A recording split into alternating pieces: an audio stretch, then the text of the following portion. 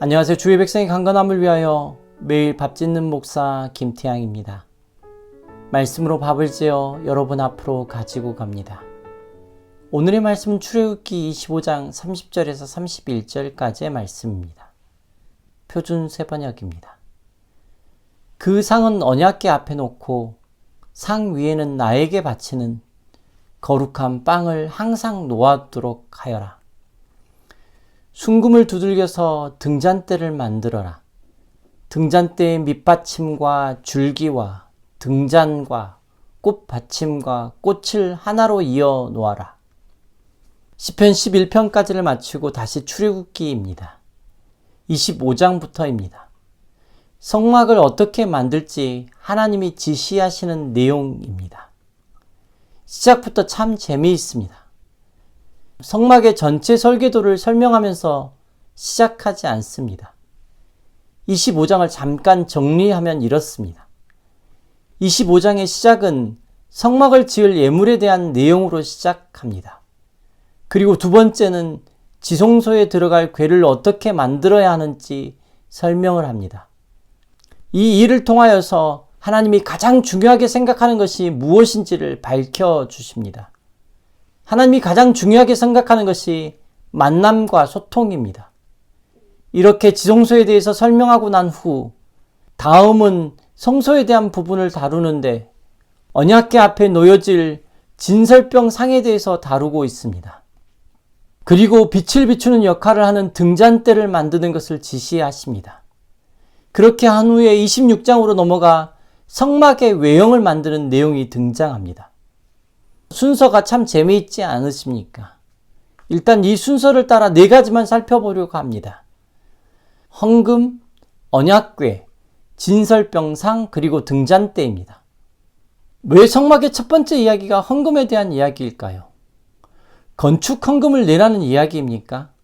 여기서 말하고 있는 헌금은 성막을 이루는 각각의 재료들입니다.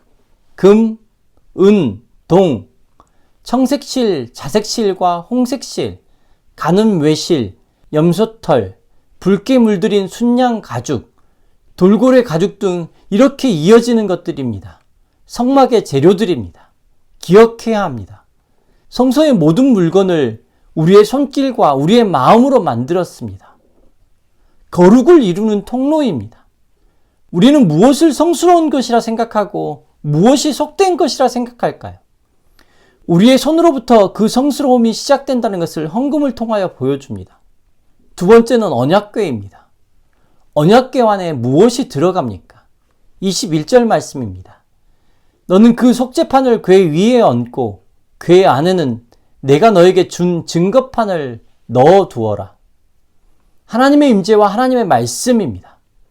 언약궤에는 고리와 채를 끼워서 움직일 수 있게 하고 있습니다.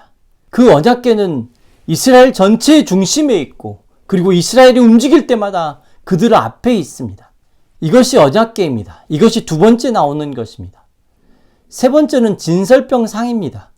만드는 모습에서 언약궤를 연상하게 합니다. 언약궤 앞에 놓였습니다. 상징적인 것만이 아니라 실제적인 음식을 먹는 모든 도구와 음식이 있습니다. 참 신기합니다. 하나님이 음식에 대한 이야기를 하실 때에는 항상 사람을 향한 마음이 있습니다. 거룩에는 하나님의 사람을 향한 마음이 있는 것입니다. 그리고 그 앞에서 먹고 마시는 일이 그 거룩한 일 안에 들어가 있는 것입니다. 그리고 마지막 4번째입니다. 등잔대입니다. 앞을 밝게 비추는 역할을 합니다. 하나님이 빛이시고 우리 또한 빛입니다. 거룩은 어두운 곳을 밝게 비추어 줍니다. 이것이 성막을 시작하는 내용입니다. 우리는 거룩에 대해서 바르게 알고 있을까요? 하나님이 우리에게 가르쳐 주시는 거룩은 무엇일까요? 우리가 성막을 함께 공부해 가는 동안에 하나님께서 우리에게 가르쳐 주시는 것이 되었으면 좋겠습니다. 이 시간 다 함께 기도하겠습니다. 하나님, 성막을 공부해 가는 시간에 우리에게 하나님의 거룩을 가르쳐 주옵소서. 우리가 주님의 영광 앞에 있게 하시고 주님의 말씀 앞에 있게 하여 주옵소서. 주님이 중요하다 말씀하시는 것을 우리 또한 중요하게 생각하면서 우리의 인생 가운데 주님의 거룩을 배우고 닮아가게 하옵소서.